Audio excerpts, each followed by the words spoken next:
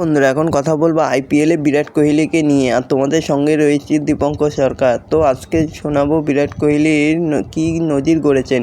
কলকাতার বিরুদ্ধে নেমে কোহলির জোড়া নজির, টপকে গেলেন ধোনি ও গেইলকেও। এবার আইপিএলের দ্বিতীয় অর্ধশত রান করে ফেলেন বিরাট কোহলি, যেখানে পাঞ্জাব কিংসের পর কলকাতার বিরুদ্ধে গড়ে ফেললেন দুটি নজির। একটিতে মহেন্দ্র সিং ধোনিকেও টপকে গেছেন কোহলি।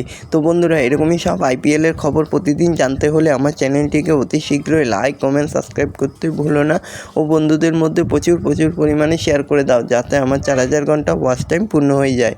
তো বন্ধুরা বিরাট কোহলি ইতিমধ্যেই দুটি নজর গড়ে ফেলেছেন। একটিতে মহেন্দ্র সিং ধোনিকেও টপকে গেছেন তিনি।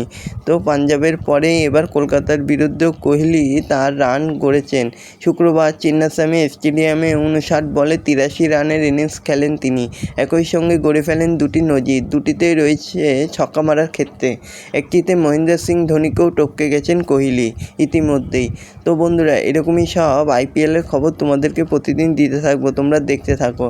তো বন্ধুরা ইতিমধ্যে আইপিএলের ইতিহাসে সবথেকে বেশি ছক্কা মারার নিরিখে 4 নম্বরে উঠে এসেছেন কোহলি। ধোনি রয়েছেন 239টি ছয়, সেখানে শুক্রবার পর কোহলি 241টি ছয় হয়ে গিয়েছে। সবচেয়ে বেশি ছয় মেরেছেন ক্রিস গেল 357টি, এরপরেই রোহিত শর্মা 261, প্রাক্তন সতীর্থ এবি ডিভিলিয়ার্স 251, পরেই রয়েছে বিরাট কোহলি, তারপরে ধোনি 239টি। এর মধ্যে গেল ও ডিভিলিয়ার্স আর আইপিএলে খেললেন না। হয়তো এই মরশুমে ডিভিলিয়ার্সকেও টপকে 3 নম্বরে উঠে আসবে কোহলি।